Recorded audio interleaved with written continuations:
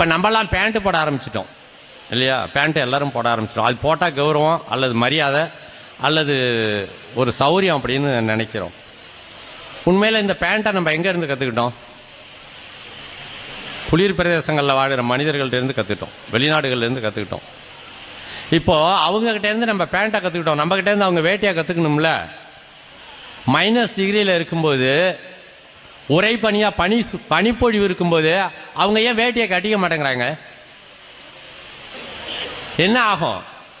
முதல்ல ஒரு பேண்ட்டு ஒன்று போடணும், அதுக்கு மேலே இன்னொரு கோட்டு ஒன்று போடணும், அதுக்கு மேலே 2 கையும் எடுத்து பேண்ட் உள்ள சொருவிக்கணும், உள்ளே ஒரு சட்டை போடணும், இறுக்கி டை கட்டிக்கணும், அதுக்கு மேலே இன்னொரு கோட்டு போட்டுக்கணும்.